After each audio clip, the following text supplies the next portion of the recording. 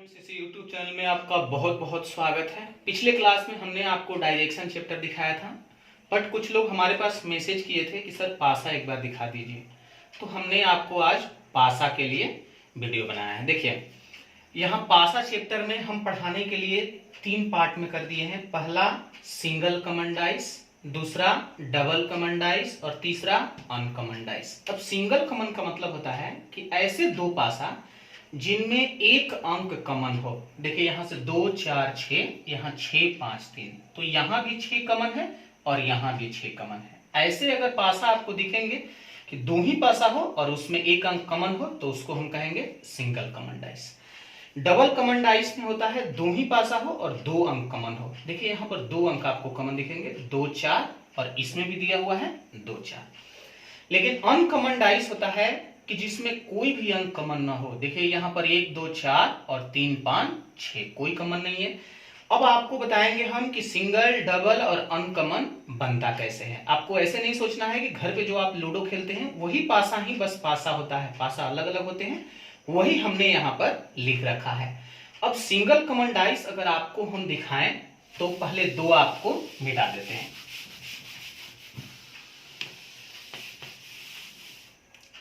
अब single common dice में आप देखिए, अगर आपका 6 यहां भी कॉमन है और 6 वहां भी कॉमन, तो हमने आपको क्लास में भी दिखाया था और यहां भी आपको दिखाते हैं कि अगर हम फिर से वो पासा यहां बना लेते हैं जिसमें दिया हुआ है 2 4 6, और यहां पर पासा हमने एक बना लिया जिसमें लिखा हुआ है 6 5 3। ये हाथ से खींचे हैं, आप थोड़ा सीधा सीधा खींच लीजिएगा। अब अगर आपका कॉमन यहां पर 6 है, तो आप अगर पासा की ओर फेस करके खड़ा हो जाइए तो देखिए दिखेगा कि ये आपका लेफ्ट में है और ये आपका राइट में है। ऐसे राइट साइड में ये है और लेफ्ट में ये है। वैसे ही इस पासा में ये हमारा लेफ्ट है और ये हमारा राइट है। तो देखना है हमें कि ये जो हमारा 6 है यहाँ राइट में है और यहाँ ऊपर में है। तो या तो आप पासा को ऐसे घुमा दीजिए कि ये 6 ऊपर चल जाए, या इस पासा को ऐसे घुमा दीजिए कि ये 6 नीचे। अब ऐसा नहीं कि हाथ से थोड़ी घूमेगा, यहां से अंक आपको हटाना है। जैसे अगर इस 6 को आप ऊपर लेके जाते हैं तो ये 6 ऊपर जाएगा, तो ये 2 यहां पर आ जाएगा और 4 यहां पर चल जाएगा। या फिर ये 6 को अगर गिराना चाहते हैं नीचे, तो यहाँ राइट में हम इसलिए लेफ्ट और राइट लिख दिए हैं कि ऐसा नहीं कि सोचिएगा कि यहाँ 6 है तो इस 6 को यहां पर गिरा दे तो बराबर हो गया। नहीं, यहाँ राइट में है तो उधर गिराना होगा, तब राइट में होगा। अगर इस 6 को आप ऊपर लेके जाते हैं तो यहाँ 6, तो एंटी क्लॉकवाइज घूम जाएगा, 2 आ जाएगा यहाँ पर और 4 आ जाएगा यहाँ पर। अब यहाँ से लेफ्ट और राइट मिटा देते हैं, ये लेफ्ट राइट खत्म। अब अगर आप अंदर वाला बंद कर दीजिए ये, तो देखिए दिखेगा कि 6 और 6 बराबर हो गया। ये 2 के विपरीत 5, 2 के विपरीत आपका बन गया 5, 4 के विपरीत बन गया 3, और 6 के विपरीत अगर आपसे पूछा जाए तो 6 के विपरीत वही अंक होता है जो इसमें दिखाई नहीं दे रहा है, और दिखाई नहीं देने वाला अंक है 1, क्योंकि हम जानते हैं पासा में 1 से 6 तक अंक होते हैं। 5 अंक तो आपको दिखाई दे रहा है, सिर्फ 1 अंक दिखाई नहीं दे रहा था। उसके विपरीत वही अंक होता है जो कॉमन है। देखिए 6 6 कॉमन है, तो 6 के विपरीत हो गया 1, और यही हो गया हमारा आंसर। लेकिन ये तो हमने आपको अंक पर बनाया है। कभी कभी क्या होता है कि नाम दिया रहता है राम, या फिर फल का नाम दिया रहता है सेव, अनार, नींबू, ऐसे करके, और उसमें एक नाम कॉमन होता है। तो जैसे आप ये बनाए अंक वाला, वैसे ही वो नाम वाला बना सकते हैं। आप कोशिश कीजिएगा, नाम वाला आसानी से बनेगा क्योंकि इसी पर तो होता है। अगर समझ में ना आया तो आप क्लास में पूछ सकते हैं। अगला आपको दिखाते हैं double common. Double common dice, single common तो आपको हमने दिखा दिया है। डबल कॉमन में क्या होता है, 2 अंक कॉमन। यहां पर अगर आपका 4 और 5, यहां पर भी दिया है 4 5, अगर 4 5 आपका कॉमन है और सिंगल सिंगल बच गया 2 और 1, तो आप आसानी से और कंफर्म आंसर दे सकते हैं कि 2 के विपरीत 1 होगा। इसमें आपको कोई मेहनत नहीं करना है। 2 के विपरीत 1, कोई भी अंक अगर यहां पर रहता सिंगल सिंगल, वही हमारा हो जाता विपरीत। अब क्वेश्चन रहा कि अगर आपसे 4 के विपरीत पूछा जाए, या 5 के विपरीत पूछा जाए, या 3 के विपरीत पूछा जाए, या 1 के विपरीत पूछा जाए। 1 के विपरीत तो यहां निकल ही गया है, 3, 4, 5, 6 के विपरीत पूछा जाए, यहां पर 6 हमने लिख दिया। तब देखिएगा अगर आपका कॉमन है 4 और 5, यहां पर 4, 5, तो इस पासा में जो 1 से 6 तक अंक होते हैं, 1, 2, 3, 4, 5, 6, तो कौन कौन सा अंक दिखाई नहीं दे रहा है? तो नहीं देने वाला अंक है 3 और 6, यही अंक दिखाई नहीं दे रहा है। तो जो दो अंक हमारा कॉमन होता है, जैसे 4, 5, 4, 5 कॉमन है, तो इसका अगर विपरीत पूछा जाए तो 3 या 6 आंसर हो जाएगा।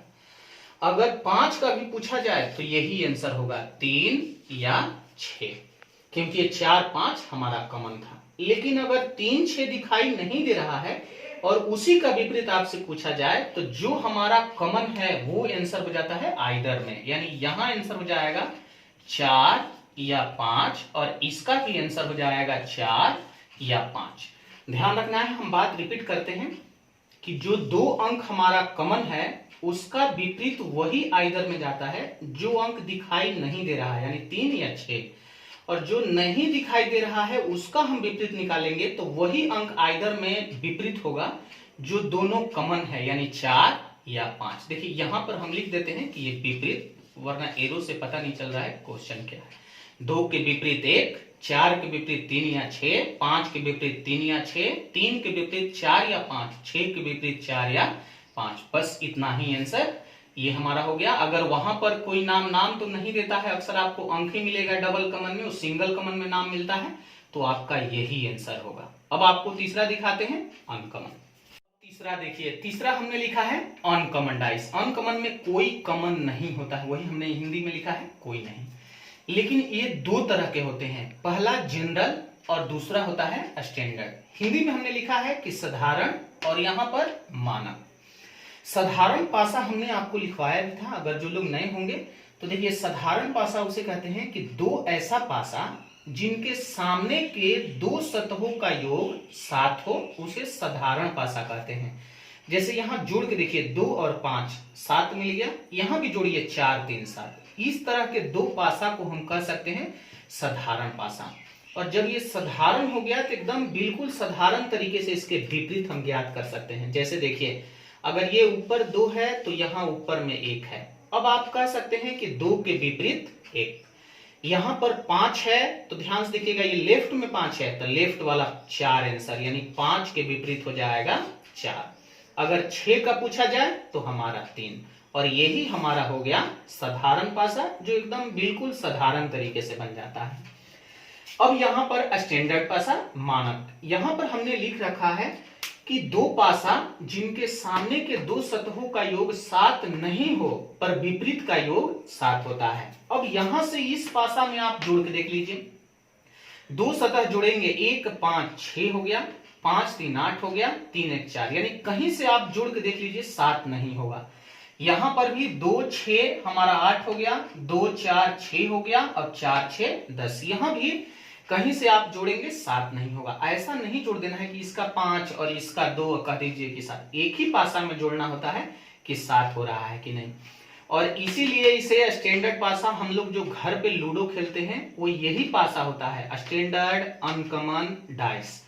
उसका आप देखे होंगे। अब आपको विपरीत निकालना है, कोई पूछे कि आप 1 का विपरीत ज्ञात कीजिए, तो विपरीत का तो योग 7 होना चाहिए, तो 7 में से 1 घट जाएगा और आंसर हो जाएगा 6। अगर पूछा गया कि 5 के विपरीत क्या, तो 7 से 5 घटा दीजिए और 2।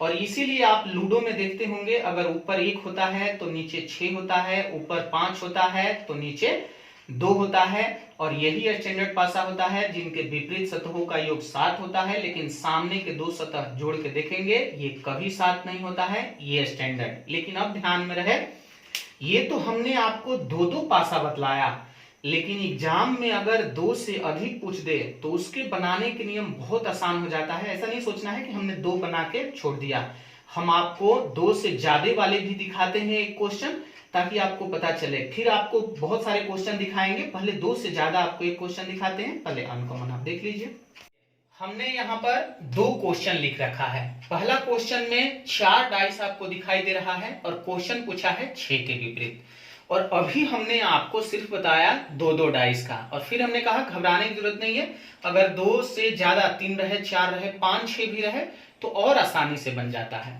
क्योंकि हम जानते हैं कि डाइस में 1 से 6 तक अंक होता है। अब यहां पर हमें लिख लेना है 1, 2, 3, 4, 5 और 6, बस इतना ही अंक होता है डाइस में, अलग से तो कोई अंक होता नहीं है।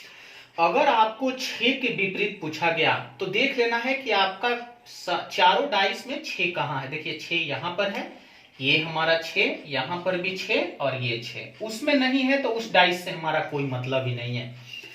अब ये जो तीनों अंक आपका दिखाई दे रहा है, ये हमारा सामने का कहलाता है, और जो पीछे नहीं दिखाई दे रहा है वो तो हमारा पीछे ही है। अब 6 के विपरीत पूछा गया तो 6 के सामने जो अंक है वो तो कभी आपका विपरीत हो नहीं सकता। तो देखते हैं कि 6 के सामने कितने अंक है जो विपरीत नहीं हो सकता है।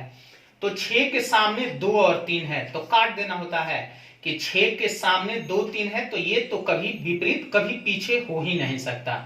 6 के सामने यहाँ 2, 4 है तो देखिए 2 काटा हुआ है, हमने 4 भी काट दिया कि ये भी कभी विपरीत नहीं हो सकता।